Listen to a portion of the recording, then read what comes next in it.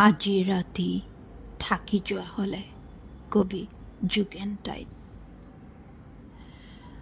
আপুনি থকা কেইদিন চাংঘৰটোৰ মুগা চুলিবোৰ উৰি আছিল।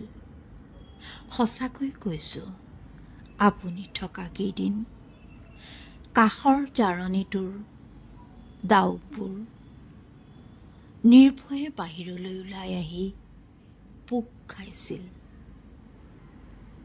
পৰ আপঙৰ ৰংবোৰ তেজৰঙী হৈ উঠিছিল। ইমান খৰধৰ নকৰিলেও হ'ব দিয়ক, আজি ৰাতি থাকি যাওক। আজি ৰাতিটোৰ সকলো আয়োজন, আজি ৰাতিটোৰ সকলো অভাৱ আপোনাৰ নামত উচৰ্গা কৰিবলৈ উঠি পৰি গ'ল। এইফালে চাওক, আপুনি থকা কেইদিন ৰ'দৰ নিৰ্মম বাধা পাৰ কৰি কিমান ওখ হ'ল বাঁহ গছবোৰ। আজি ৰাতিটো থাকি গ'লেও আপোনাৰ বিশেষ ক্ষতি হ'ব বুলি নাভাবোঁ। অৱশ্যে আপোনাৰ পত্নীৰ কথা আছে। ছাগলী পোৱালিৰ দৰে জঁপিয়াই ফুৰা সৰু ল'ৰাটোৰ কথা। আপোনাৰ পত্নীয়ে আপোনাৰ বিলম্বক লৈ বিশেষণৰ পাহাৰ সাজিছেই চাগে। হ'ব দিয়ক সেইবোৰ অভিমান আৰু অভিযোগ নাথাকিলে জীৱনটো কিবা জলাশয় লাগে। মুঠতে আজি ৰাতিৰ কাৰণে থাকক। এনেকুৱা কিমান ৰাতি জন্ম হ'ব লগা কিমান প্ৰাতঃ ভ্ৰূণ মাৰি পেলাইছোঁ। আজি ৰাতি থাকিলে আপোনাৰ একো ক্ষতি নহয়।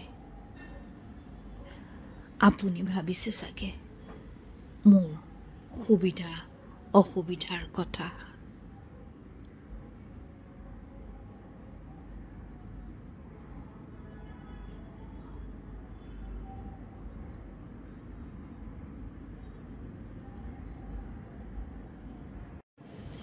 অসুবিধা থাকেইচোন দিয়ক। এজন আলহীক সুধিবৰ জোখাৰে মোৰ ঘৰত সম্ভাৰৰ সিমান অভাৱ নহয়। আজি ৰাতি থাকিলে আপোনাক মই মোৰ প্ৰিয় নৈখন দেখুৱাম।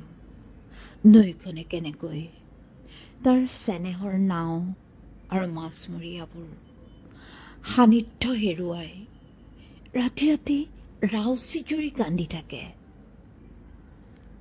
আজি ৰাতি থাকিলে আপোনাক দেখুৱাম দুখৰ জটিল সমীকৰণবোৰ সমাধান কৰি পাছ কৰি যায় জীৱনৰ পৰীক্ষাবোৰ। দুখৰ নীলা নৈ পাৰ কৰি ইয়াৰ মানুহবোৰে দুখক দুখ বুলি নাভাবে। বিপন্ন ঘৰ সাজি সাজি ইয়াৰ মানুহবোৰে ঘৰক ঘৰ বুলি নাভাবে। হেজাৰ বাৰ ঘৰ হেৰুৱাৰ পিছতো হেজাৰ বাৰ ঘৰ সাজিবলৈ সাজু ইয়াৰ মানুহবোৰ। এই যে আপুনি পুৱাই পুৱাই দেখিলে কেইজনমান মানুহে যে ৰিঙিয়াই মাতি আছে মুখ পদূলিৰ পৰা, সেইখিনি মোৰ বন্ধু খালী পেটৰ সংগৰ ঘনত্ব বঢ়াৰ লগে লগে জীৱনটো চহকী লাগি গ'ল। যদিও কমি গৈছে মোৰ সুখৰ ধান।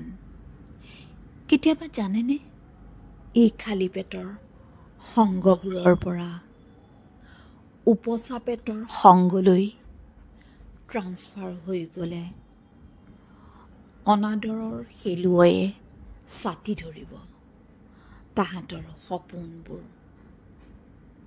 উচপিচাই নাথাকিব বুজিছে, ৰাতিটো থাকক আৰু ৰাতিটো থাকক। বৰষুণটো দি আছেই, চিন্তা নকৰিব। নাৱৰীয়াক কৈ থৈছোঁ আপোনাৰ কথা। ৰাতিপুৱা 7 বজাত আপোনাৰ নাও। ধন্যবাদ।